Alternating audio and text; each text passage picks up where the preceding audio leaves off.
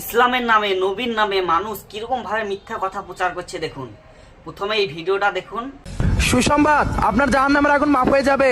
আগামী 2025 সালের মার্চ মাসের 2 তারিখ আমাদের প্রথম রোজা। আলহামদুলিল্লাহ।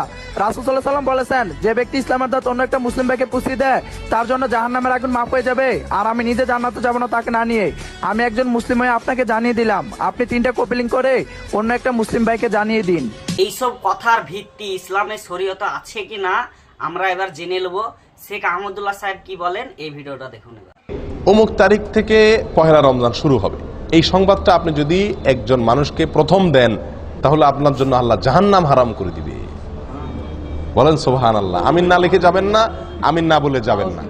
এরকম একটি মেসেজ আমরা ইদানিং দেখছি যে এটি আপনার ফেসবুকে, আপনার ইমোতে, হোয়াটসঅ্যাপে বিভিন্ন জায়গায় মানুষ শেয়ার করতেছে এবং আমার কাছে বহু লোক পাঠাইছে দেখলাম।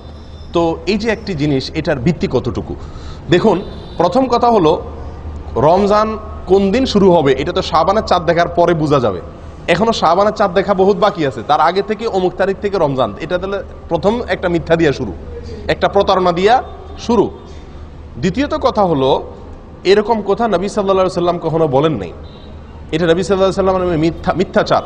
কেউ যদি এই কথা শেয়ার করে, এই কথা অন্যের কাছে পাঠায়, এই কথার প্রচার করে, এই কথাকে লাইক করে, এটাকে ভালো মনে করে কমেন্ট করে, এটাকে বিশ্বাস করে, মনে রাখতে হবে নবী সাল্লাল্লাহু আলাইহি সাল্লামের একটি ভয়াবহ সতর্কবাণী আছে। সেটি হলো, তিনি বলেছেন, মান কাযাবা আলাইয়া মুতাআম্মিদান ফালিয়াতাবাওয়া মাকআদাহু মিনান নার।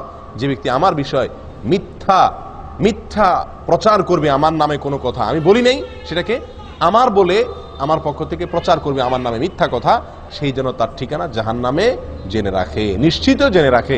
শুনলেন তো, ভিডিওটা যদি সঠিক মনে হয় তাহলে বেশি বেশি করে শেয়ার করে সবার মাঝে ছড়িয়ে দিন এবং চ্যানেলটা সাবস্ক্রাইব করে পাশে থাকুন। ধন্যবাদ।